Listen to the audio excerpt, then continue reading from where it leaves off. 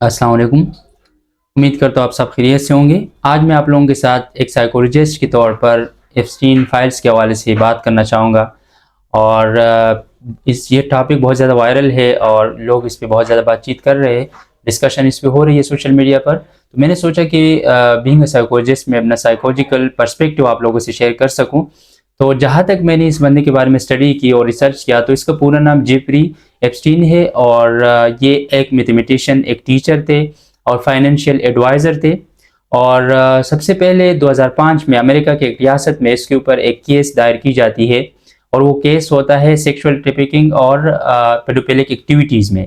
यानी 14 साल एक बच्ची है, उसके वालिदैन ये केस करते हैं कि ये इनकी बच्ची के साथ जो है ना इसने इसको सेक्सुअली यूज़ किया है और फिर उसके बाद जो है इमोशनली ब्लैकमेल किया है और फिज़िकली यानी जिस्मानी तौर पर उस पर तशद्दुद भी किया है। उसके बाद जो है अमेरिका के मुख्तलिफ रियासतों से इस बंदे पर मुख्तलिफ केसेस इसी जो सिनेरियो है सेक्सुअल ट्रैफिकिंग और जो पेडोफिलिक एक्टिविटीज़ है उस हवाले से की जाती है। और मैं बताना चाहूँगा कि सेक्सुअल ट्रैफिकिंग और पेडोफिलिक एक्टिविटीज़ ये क्या होता है। इसमें बेसिकली कम उम्र बच्चों के साथ जो है ना सेक्सुअली ताल्लुक़ रखा जाता है, फिर उनको एब्यूज़ किया जाता है फिज़िकली तौर पर, इमोशनली तौर पर और ब्लैकमेल किया जाता है। तो इस पर मुख्तलिफ केसेस की जाती है, पेरेंट्स की तरफ से भी और विक्टिम्स की तरफ से भी।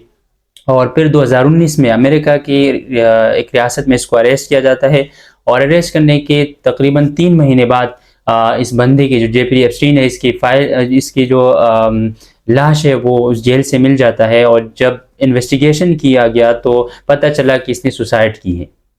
उसके बाद मुतअद्दिद बार जो है जेफरी एप्स्टीन की फाइल्स रिलीज़ हुई, लेकिन अब कुछ दिन पहले जो फाइल्स रिलीज़ हुई है उसमें कुछ लीडर्स की, कुछ सेलिब्रिटीज़ के भी नाम है और ज़्यादातर हमारे एशियन जो सोशल मीडिया यूज़र है इनका ज़्यादातर फोकस जहाँ तक मैंने ऑब्जर्व किया इस चीज़ पर है कि किसका नाम है इसमें, कौन सी लीडर का नाम है, किसका नहीं है, इस चीज़ पर फोकस की जा रही है।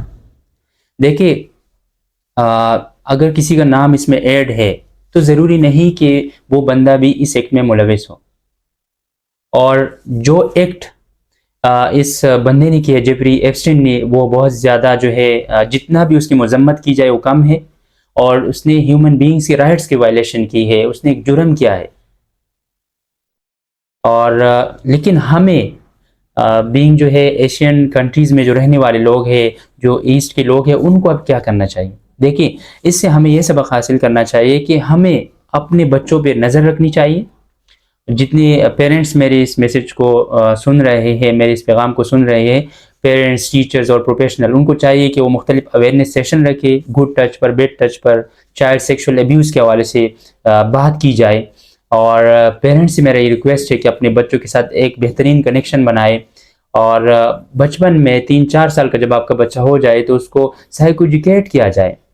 ये पेरेंट्स की जिम्मेदारी है कि अपने बच्चे को साइको एजुकेट करे कि ये आपके प्राइवेट बॉडी पार्ट्स है और अगर आपको यहाँ पे कोई टच करते हैं तो आपने फिर किस तरह ख़ुद को प्रोटेक्ट करना है, मुझसे बात करनी है। इस तरह उनके साथ जो है ना आप एक कनेक्शन बनाएंगे, बच्चों की बात सुनोगे तो फिर वो आपसे बात करेगा।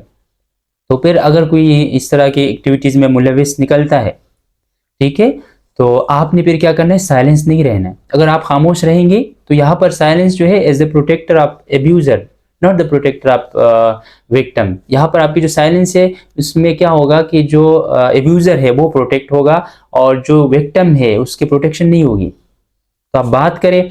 और इवन अगर आप बात नहीं कर सकते, देखिए पहले तो बात करना चाहिए, लेकिन अगर नहीं कर सकते तो आप अपने बच्चे को अपनी नज़रों के सामने रखें।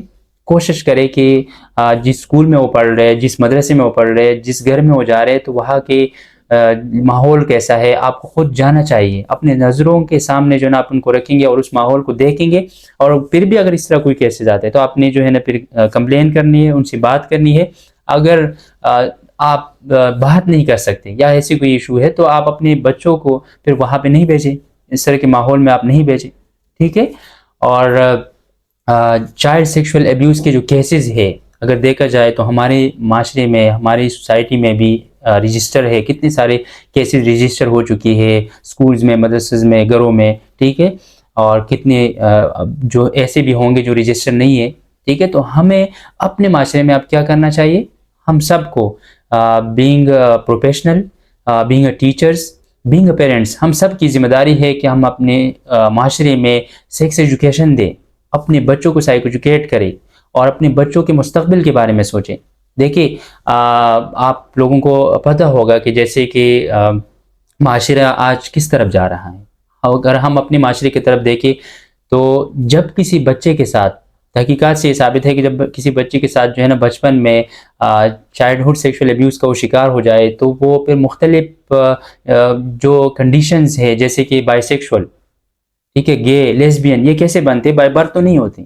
یہ اسی ماحول میں جب کسی بچے کے ساتھ اس طرح زیادتی کی جاتی ہے تو اس زیادتی کے بعد وہ جب بڑا ہو جاتا ہے، ٹھیک ہے، تو پھر اس طرح کی ایکٹیویٹیز میں ملوث رہتا ہے، تو پھر ہمارے بچوں کا جو مستقبل ہے ان پر یہ ایک سوالی نشان ہوگا۔ ہم سب کو چاہیے کہ ہم اب مل کر اپنے بچوں کو سائیکو ایجوکیٹ کریں، سکولز میں، مدرساز میں، گھروں میں اویئرنیس سیشن رکھیں اور سیکس ایجوکیشن پر بات کریں، ٹھیک ہے۔ تو یہ میرا آج میسج تھا اور میں نے سوچا کہ آپ لوگوں سے شیئر کر سکوں، اور آپ سب سے میری گزارش بھی ہے کہ اگر میری سوشل میڈیا جو ایپس ہے اگر آپ نے فالو نہیں کیا تو کائنڈلی اس کو فالو کریں، سپورٹ کریں، تاکہ آپ کو اس طرح کی انفارمیٹیو ویڈیوز ذہنی صحت کے حوالے سے اور عام جو ہے مینٹل ہیلتھ کے حوالے سے، سوشل ویل بینگ کے حوالے سے آپ کو یہاں پر جو ہے ویڈیوز ملتے رہیں۔ Thank you.